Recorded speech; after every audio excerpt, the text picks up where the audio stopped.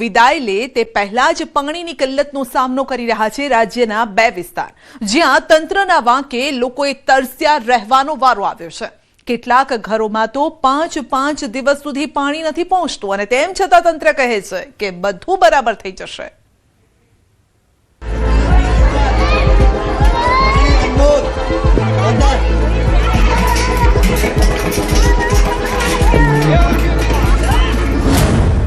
ઉનાળા પહેલા તરસે મરતા લોકો।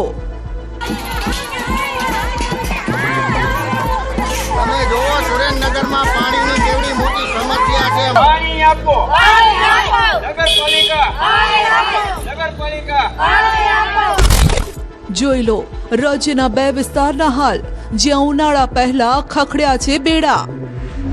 5 વર્ષથી અમે આને પાણીની મુસીબત છે। અમે એક ઘરમાં નાનેથી મોટા 15 જણા છીએ। અમે પાણી વપરીએ કે અમે રાંધી ખાવાના પૈસા 200-300 રૂપિયા માંડ કમાતા હોય, એમાં આખો દીનું 60 રૂપિયાનું પાણી થાય। હવે પાણી અમારે ક્યાંથી પીવું, ક્યાંથી અમારે પૈસા લાવવા? પાણીનું કરવું કે કામનું કરવું કે શું કરવાનું છે? અટાણે શિયાળો છે, કાલ ઉનાળો આવે તો કઈ રીતે આમાં બધું કરવાનું છે?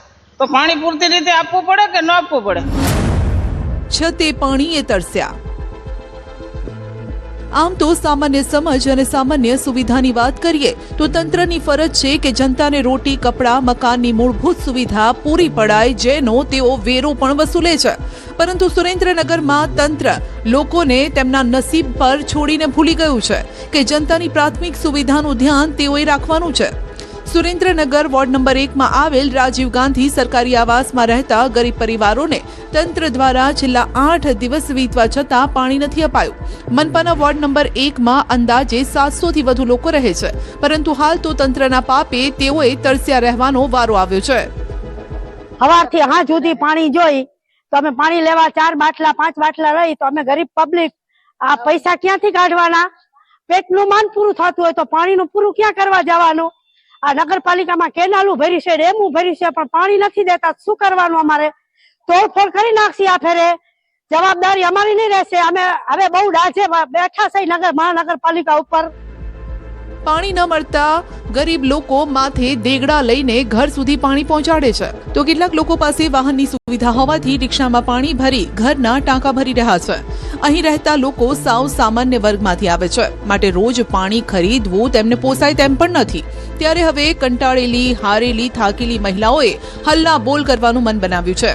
આગામી દિવસોમાં પાણીની સમસ્યાનો કાયમી ઉકેલ નહીં આવે તો મનપા કચેરી ખાતે માટલા ફોડી વિરોધ કરશે, ધરણા કાર્યક્રમ કરશે તેવી ચીમકી આ મહિલાઓએ આપી। 5 વર્ષથી અમને આની તકલીફ છે સાહેબ। નગરપાલિકામાં અરજી દઈ થાકી ગયા, પણ અમારી અરજી કોઈ સાંભળતા નથી। અમને એમ કે જાઓ પાણી આવે છે, જાઓ એમ કઈ ધક્કા મારી ને અમને કાઢી નાખે છે। ને જો આ ફેર પાણી નહીં આવ્યું તો નગરપાલિકામાં જઈને એવી ધમધમાટ મચાવશું ને તો તમારા સરકારનું અમારી આગળ કઈ નહીં હાલ। છેલ્લા 4 વર્ષથી રહું છું અને અહીંયા 720 મકાન છે। 720 મકાનમાં અત્યારે 600 થી 650 મકાનમાં બધા રહે છે, પણ પાણીના હિસાબે છેલ્લા અઠવાડિયાથી પાણી નથી આવ્યું, એટલે અમારે વેચાતું લેવા જવું પડે। હવે ગરીબ માણસો વેચાતું પાણી લેવા જાય તો રોજના 30-40 રૂપિયા ક્યાંથી પોસાય? હવે માણા ખાય કે પાણી વેચાતું લેવા જાય?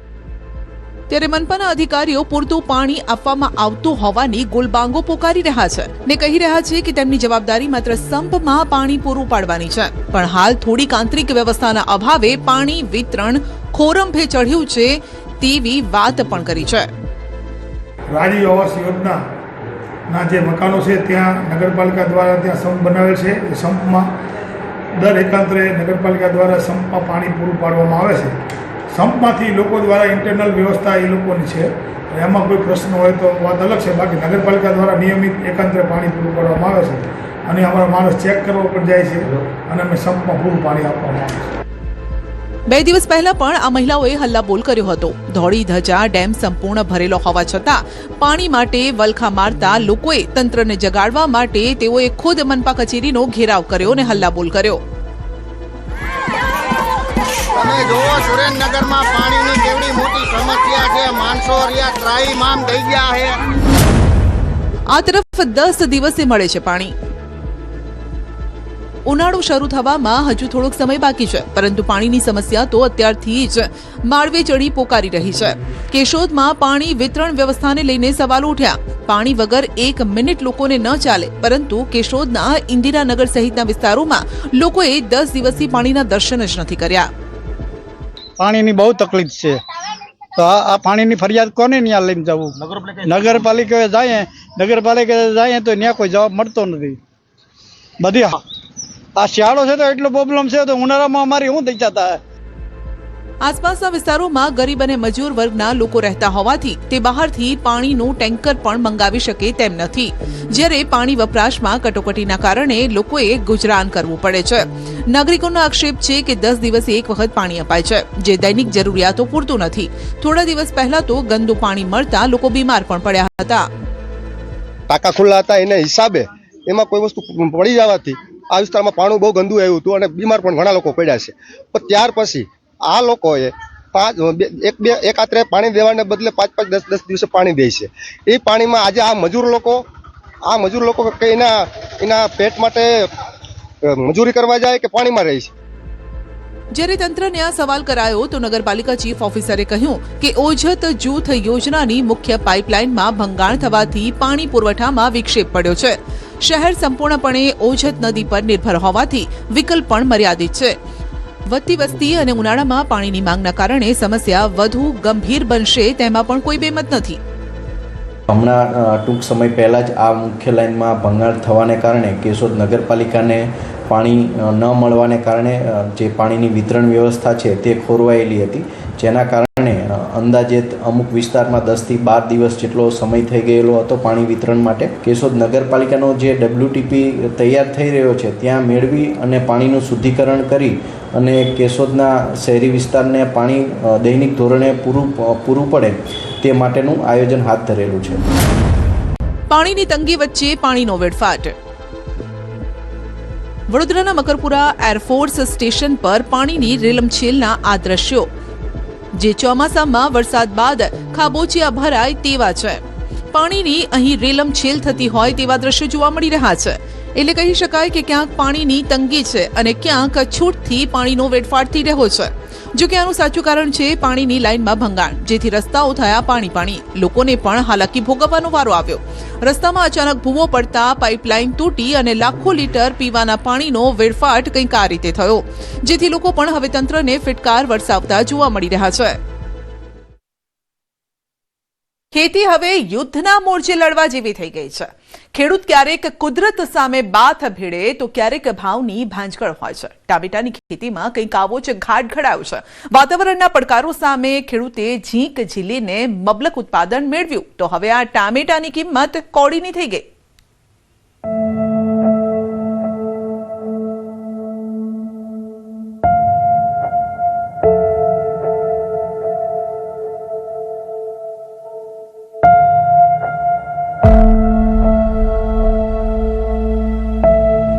નુકસાની નુકસાની નુકસાની. અત્યારે ટોમેટોના ભાવ પણ પૂરતા જેવા મળતા નથી. ખેડૂતોના નસીબમાં બસ ખોટ જ ખોટ. 40,000 રૂપિયા આવકમાં અમારે શું કાઢી લેવાનું અંદર? વેપારીઓ એમ કહે છે કે બહારના રાજ્યોમાં ટામેટા વધારે થયા, એટલે અમારે અહીંયા ટામેટાનો ભાવ જ નહીં. ટામેટાની ખેતી કરતા ખેડૂતો પસ્તાયા.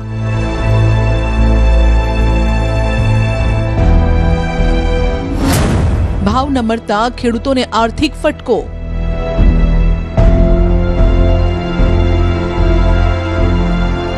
આ લાલ ચોળ ટામેટાએ ખેડૂતોના સપના કરી નાખ્યા છે ચકનાચૂર. લાલ ચટાક ટામેટાએ અન્નદાતાના ચહેરા પરની ચમક કરી નાખી છે ઝાંખી. જે ટામેટા બજારમાં વેચવા લઈ જવાના હોય તે ટામેટા ખેડૂતોના હાથમાં છે. જે ટામેટા અત્યાર સુધી ખેડૂતોને હસાવી રહ્યા હતા, જે ટામેટા વેપારીઓનું ખુશીનું કારણ હતા, એ જ ટામેટા હવે આણંદના અન્નદાતાને રડાવી રહ્યા છે. આણંદના સોજિત્રા તાલુકાના 25 ગામોમાં 1500 હેક્ટરમાં ખેડૂતોએ ટામેટાની હોંશે હોંશે ખેતી કરી. તે આશા સાથે કે સારા ભાવ મળશે, પણ ટામેટાની ખેતી આ વર્ષે ખોટની ખેતી સાબિત થઈ. આ વર્ષે મબલક ઉત્પાદન તો થયું, પરંતુ ટામેટાના ભાવે ખેડૂતોને રાતા પાણી રડાવ્યા. ખેડૂતો સરકારને સવાલ કરી રહ્યા છે કે સરકાર ઘઉં, કપાસ, તુવેર જેવી અન્ય જણસની જેમ ટેકાના ભાવે ખરીદી કરે, તો પછી શાકભાજીમાં કેમ ખેડૂતોને ટેકો નથી મળતો? અમારા સોજિત્રા તાલુકામાં 1200 થી 1500 હેક્ટરમાં ટામેટી વાવેતર કરેલ છે ખેડૂતોએ. હવે એમાં અત્યારે મેં 6.5 હેક્ટરમાં વાવેતર કરેલું છે ટામેટીનું, અને અત્યારે ટામેટીના ભાવ પણ પૂરતા જેવા મળતા નથી. સરકાર ઘઉં, ચણા, તુવેર, બાજરી, અનાજના ટેકાના ભાવ જાહેર કરે, અને શાકભાજીમાં જોઈએ તો ટામેટીના ભાવ છે નહીં. 2 લાખનો ખર્ચ સામે મળે છે માત્ર 35,000. સોજિત્રા પંથકમાં આમ તો ડાંગર મુખ્ય પાક છે, પરંતુ ડાંગર અને ઘઉંના પાકની વચ્ચે ખેડૂતો ટામેટાની ખેતી કરે છે. શિયાળામાં ટામેટાનું અહીં મબલક ઉત્પાદન થાય છે. ખેડૂતોએ ટામેટાની ખેતી કરી, સારા ભાવના સપના સેવ્યા, પરંતુ જ્યારે મહેનતનું ફળ ખાવાનો વારો આવ્યો ત્યારે મોંઘા ટામેટા કોડીના થઈ જતા ખેડૂતોની કમર ભાંગી ગઈ. અન્નદાતાની આશા પર પાણી ફરી વળ્યું. અનિલ ચૌહાણ નામના આ ખેડૂતે 10 થી 12 હેક્ટરમાં ટામેટાનું વાવેતર કર્યું હતું, જેમાં તેમને બિયારણ, ખાતર, દવા પાછળ 2 થી 2.5 લાખ રૂપિયાનો ખર્ચ થયો. પરંતુ હવે તેઓ બજારમાં આ ટામેટા વેચવા જાય છે તો તેમને વળતર મળે છે માત્ર 35 થી 50 હજાર રૂપિયા, એટલે કે 1.5 થી 2 લાખ રૂપિયાની ખોટ ખાવાનો વારો આવ્યો છે. આ પંથકના ગરીબ ખેડૂતોએ વ્યાજે રૂપિયા લઈને મોંઘા ભાવનું બિયારણ ખરીદી ટામેટાની ખેતી પણ કરી, અને હવે ખાતર, બિયારણ, મજૂરી, મહેનતના ખર્ચનું વળતર ક્યાંથી કાઢવું તે સવાલ છે. મારે લગભગ 16 થી 17 હેક્ટર જમીન છે, જેની અંદર મેં ટામેટાની વાવણી કરી છે. અને અમારા તાલુકાની અંદર લગભગ 25 થી 26 ગામો છે, ત્યાં લગભગ 1600 થી 1700 હેક્ટર ટામેટાની ખેતી થયેલ છે. મારે લગભગ 2 થી 3 લાખ રૂપિયા ખર્ચો થયો છે, અને એમાં લગભગ આવક છે તે 13 થી 16 હેક્ટરમાં એની આવક લગભગ 40,000 રૂપિયા. 40,000 રૂપિયા આવકમાં અમારે શું કાઢી લેવાનું અંદર?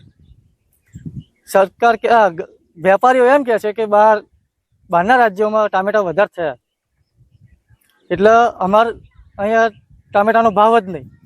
લગભગ 1 કિલો 6 રૂપિયા ભાવ છે, 6 રૂપિયા ભાવ. અને અમારી વેપારી એમ કહે છે કે તમારે અહીં આપવા હોય તો આપો, નહીં તો તમારે જે કરવું હોય એ કરો. અમારે અને હા બસ એ જ કહે છે. 10 થી 15 રૂપિયા પડતર, 5 થી 6 રૂપિયા ભાવ. ખેડૂતોને પ્રતિ કિલોએ 10 થી 15 રૂપિયે જ પડતર પડતા ટામેટાના ભાવ માત્ર 5 થી 6 રૂપિયા મળી રહ્યા છે. સ્થિતિ એટલી ખરાબ છે કે ખેડૂતોને ટ્રાન્સપોર્ટેશનનો ખર્ચ માથે પડ્યો છે. ફક્ત પેકિંગ અને ટ્રાન્સપોર્ટેશન ખર્ચ બાદ કરતા ખેડૂતો પાસે કંઈ બચતું નથી. વેપારીઓ કહી રહ્યા છે કે અન્ય રાજ્યોમાં આ વર્ષે ટામેટાનું મબલક ઉત્પાદન થયું છે, માટે ટામેટાના ભાવમાં કડાકો બોલાઈ ગયો છે. અન્નદાતાએ ટામેટાને ખેતરમાં નાખી દેવાની નોબત આવી છે. અત્યારે સરકારને કોઈને બજારમાં વેપારીને પૂછે કે અમારે ટામેટીનો ભાવ કેમ નહીં, તો એમ કે છે વેપારીઓ કે બીજા રાજ્યોમાં અઢળક પુષ્કળ ટામેટીનું વાવેતર છે, તો આપણને ભાવ વધારે મળતા નથી. તો અત્યારે મેં 6.5 હેક્ટરમાં જમીનમાં ટામેટીનું વાવેતર કરેલ છે. મારે 1.5 થી 2 લાખ રૂપિયા ખર્ચ કરેલ છે, પણ હવે મને ટામેટીમાં પોસાય તેમ નથી. મારે 30-35 હજાર રૂપિયાનું ટામેટું થયું છે. તો મારે સરકાર પાસે એક આશા છે કે ટામેટાના ભાવ ટેકાના જાહેર કરે. હાલ તો ખેડૂતોની ચિંતાનો દાવો કરતી સરકાર પાસે ટામેટા અને અન્ય શાકભાજીના ભાવો પર કોઈ નિયંત્રણ નથી. વચેટિયાઓ અને દલાલો ખેડૂતોને લૂંટી રહ્યા છે. મફતના ભાવે ખેડૂતો પાસેથી ટામેટા લઈ લોકોને મોંઘા ભાવે વેચીને નફો રડે છે. જગતનો તાત રડે છે, અને માટે જ ખેડૂત હવે પોષણક્ષમ ભાવ મળે તે માટે સરકારને 2 હાથ જોડી રહ્યો છે. જો હજુ પણ સરકાર નહીં સાંભળે તો ખેડૂત ખેતી છોડવા માટે મજબૂર થઈ જશે તે નક્કી છે. જનક જાગીરદાર, ન્યૂઝ 18 ગુજરાતી, આણંદ.